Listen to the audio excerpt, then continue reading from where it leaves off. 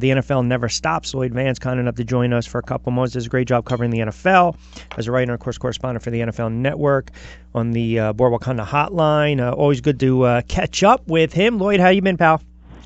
I'm doing Q. How about yourself? I'm doing well. NFL never sleeps. We saw the big move today. I think it's a blockbuster move by the Giants, trading JPP to Tampa Bay. You're not going to shave off money this year, but it's going to help you next year. You get a draft pick in return. You send him to Tampa with a draft pick as well. I think it sets the stage for more moves, but it tells me that Gettleman is not messing around. He's coming in, and he's basically trying to rebuild and, more importantly, trying to just change the culture here with the Giants. They are, and it was a situation where it was a very big contract that Jerry Reese had given Jason Pierre-Paul, and let's face it, after his unfortunate accident, he just was not the same type of player. He had 8.5 sacks last year, but I think they can get younger there and cheaper. So I think they're going to build this team more around a total defense rather than one guy being the main cog in the whole wheel. Yeah, and right away, I'm seeing a lot of people, they can't stand this move. They got to remember a couple things. You're right. He's not the same dominant player that he was, saying, in 2011. And quite frankly, from a defensive standpoint, a football standpoint, he didn't fit this 3-4 scheme. That's what they're going to run under Belcher. So, again, you already got Olivier Vernon on the roster. 3-4, you want your linebackers to be a little more proactive. So, again, to me, you look at it, you take a dead money hit for $15 million this year. You save only $2.5 versus the cap for 2018. But then you take that cap hit off of $19.5 and $17.5 off the books, 2019 and 20. There's a ton of flexibility. This move to me also tells me that they're really enamored with Chubb if he's there too. Yeah, Chubb is a guy they really had their eye on, and they're going to kind of just wait and see what happens at that second position. But Chubb would seem like the ideal fit. Maybe Quentin Nelson, the guard from Notre Dame, be an option. Of course, everybody's talking about Saquon Barkley and his measurables, but I think in the end, Chubb is going to be their guy, and then they're going to build that attacking defense like they've always had in New York. Let's stick to the draft for a second, and all these mock drafts, and everyone's got, said player going with said team and all these quarterbacks and the movement here. If Cleveland is not really high on one quarterback over the next, that tells me they draft Barkley at 1 and then they get the quarterback at 4. Would you agree to that?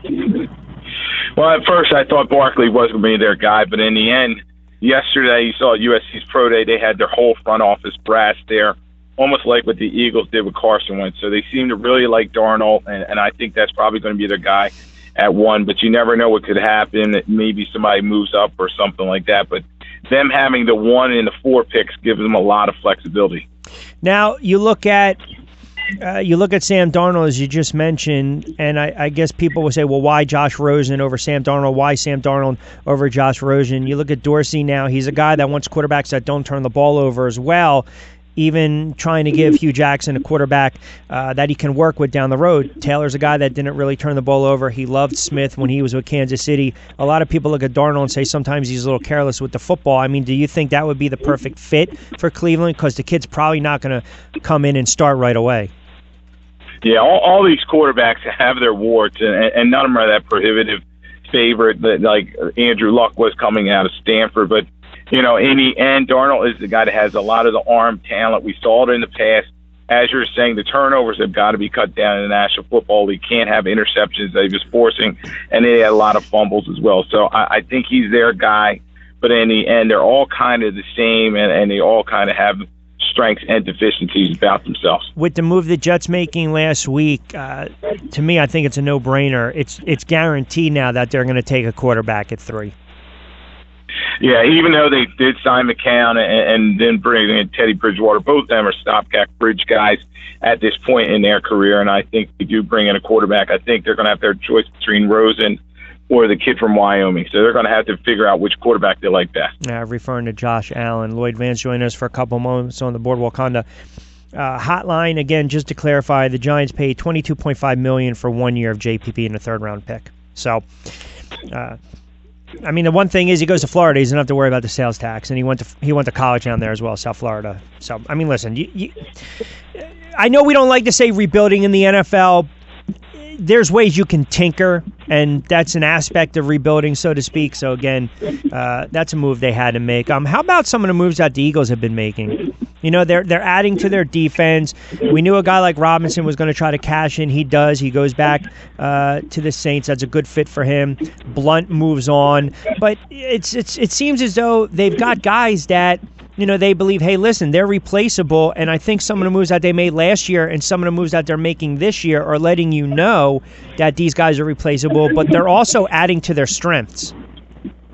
Yeah, what I really like what the Eagles doing, they're keeping their core intact. Guys that they've always wanted to build around, like Lane Johnson, he restructured his contract. Chris Long, now a guy that came in and did a nice job, he's restructuring his deal. Just stick around with this team, and let's face it, everybody's real happy because they are the champs now. I think they did have to jettison Vinny Curry because he was just making too much money, was not getting productive from him. And now they're just adding pieces like Haloti Ngata and some other guys that can come in there and be good support players but not be that frontline guy. So these other guys that went on one-year deals that did well, LeGarrette Blount and Patrick Robinson, you can't blame them for going out and getting their payday now that they've got their ring. And we saw that report that the Cardinals lobbied a call for Nick Foles. Howie Roseman didn't like the offer. I know it's been quiet when we talked about over the last several weeks regarding Foles. But again, just to kind of recap some news, you're right. Blunt, Burton, Allen, Curry, all gone. That's kind of the bad news, I guess you could say. The good news is you still have most of your starters back from a Super Bowl winning team returning next year. But where do you think, how does this end here with Nick Foles? Do you think he's going to be on the roster and he's going to back up Carson Wentz come September? For now, I would have to say yes. And there were a lot of deals out there, but they weren't well on the Eagles. And let's face it, they want to see where Carson Wentz goes with his knee problem. Everybody I'm talking to says he's attacking his rehab and he should be out there. But right now, Nick Foles is a security blanket and at $7 million at a very good price tag. And then you saw all those other quarterbacks come off the board, particularly talking about the Cardinals. They signed Bradford instead of trading for him. But if there's an injury that happens, this all could change out there. Why have the Dallas Cowboys been so quiet during the offseason? I think they thought last year was their year, and all the things that went on with Ezekiel Elliott and the other suspensions. They're thinking if they get everybody back and get them all on the same page, that they can be a contender. But to me, they have to fix that defense. That defense still just was not stopping anybody, and that was their biggest Achilles heel. Speaking of the defense, so I know there's talk that maybe there might be some type of I guess, gauging the interest in a player like Earl Thomas. But they don't have the problem with the Cowboys is that the Cowboys don't have a lot of money to play with. They don't. And that's why my point is, do you think, I know those rumors really have been circulating. You release Richard Sherman, he signs with the 49ers, you move on some other players. If they have to free up space, can you see them cutting a player like Des Bryant? Because if they cut him, they would save $8.5 million, which is the exact amount of space Thomas would take up. Well, it's an option, and we know that Des is trying to say and do all the right things now, and in the past he hasn't, and his production was lacking last season. They're really enamored with Earl Thomas. They would like to get him in the fold, of former Texas Longhorn, but as you're saying, they're going to have to play around with the cap. A lot of their offensive line is taking up a ton of their salary cap right now, and they'd have to make some changes. But last year you saw with Barry Church going to the Jacksonville Jaguars, they just were not the same defense, so maybe they'll try to work this out. But in the end, I just don't know if that's going to be possible because given it would have to be a trade. Do you get the sense that the New England Patriots are losing players, 4 to 5 bona fide starters on that roster? Listen, I don't believe it's a rebuild. I don't believe the dynasty is dead. I don't believe it's a changing of the guard. I don't believe time has passed them by because they still have number 12 and they have Belichick. But it seems as though maybe it's a little more magnified because they got exposed defensively in that Super Bowl against the Eagles, and now you're losing players, especially some offensive players like Amendola and Lewis that have been key cogs with that franchise over the last several years. I just get the sense that this is kind of a unique offseason for New England.